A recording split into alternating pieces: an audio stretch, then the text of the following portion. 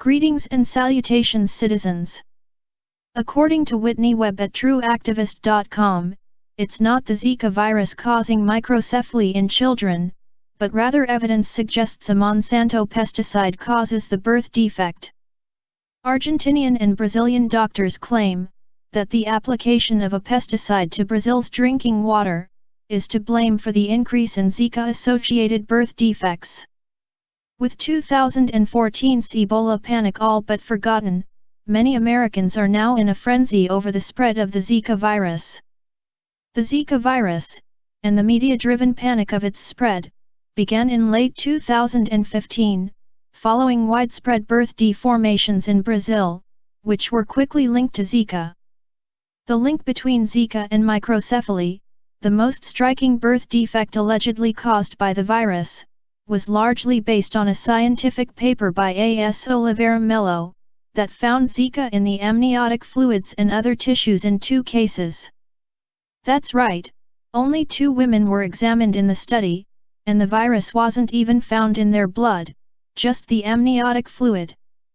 The New York Times reported in February of this year, that only 17 of the 404 confirmed cases of microcephaly, only 4.2% tested positive for Zika. In response to these numbers, which show no correlation between the presence of Zika infection and microcephaly, the government and many researchers said that this statistic may be largely irrelevant, because their tests would find the presence of the virus in only a tiny percentage of cases. Another indicator that the increase in microcephaly and other birth defects may have another cause altogether was Zika's effects in Colombia. According to Colombia's government, public health officials have so far diagnosed more than 17,000 pregnant women with Zika, but only 18 cases of Zika-associated microcephaly have been reported, less than 0.2%. Amidst the glaring lack of basis for linking Zika to microcephaly, a group of Argentinian doctors, Médicos de Pueblos Fumigados, have published a report citing a pesticide used on mosquito larvae as the real cause of the birth defects. According to the report, the area where most of the affected Brazilian families live, Pernambuco, had its drinking water treated for 18 months with a chemical larvicide that produces fatal birth defects in mosquitoes. Pernambuco reported over 4,000 cases of microcephaly in 2015. The use of the pesticide in water supplies was done as part of a government mosquito control program against other mosquito-borne diseases.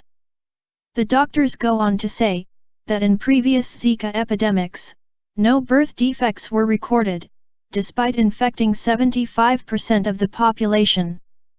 They also warned about other anti-Zika control measures of the Brazilian government, such as the introduction of GM mosquitoes, have completely failed and may have dangerous consequences for the environment.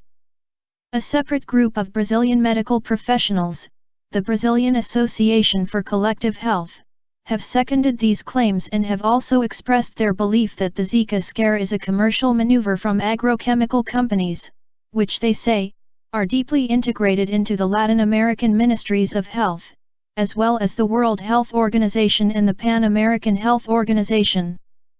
The pesticide used by the Brazilian government is called piriproxifen. Piriproxifen was sold under the brand name Sumi-Larv to the Brazilian government by Sumitomo Chemical Incorporated, a Japanese strategic partner of Monsanto. The partnership between the 2 companies began in October 2010, and the collaboration focuses in the US, Brazil, and Argentina. In the United States, piriproxifen is chiefly marketed as Nylar, an anti-flea product for pets. The EPA found it to be highly toxic to all aquatic life, including fish, plankton, and insects, but ultimately decided to label piriproxifen only as slightly toxic.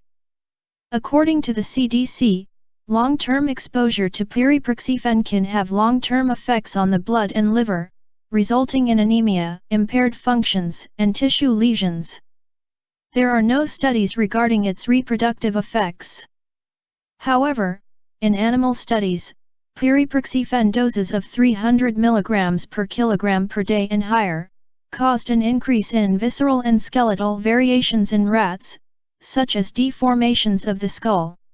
Despite this evidence, the EPA declined to list pyriproxyfen as having negative reproductive effects. Interestingly, symptoms of pesticide poisoning are very similar to the alleged Zika symptoms that Brazilian women have experienced: rash and skin irritation, conjunctivitis, headaches, and muscle and joint pain. Is the Zika virus being used to cover up what may actually be one of the worst mass poisonings on record?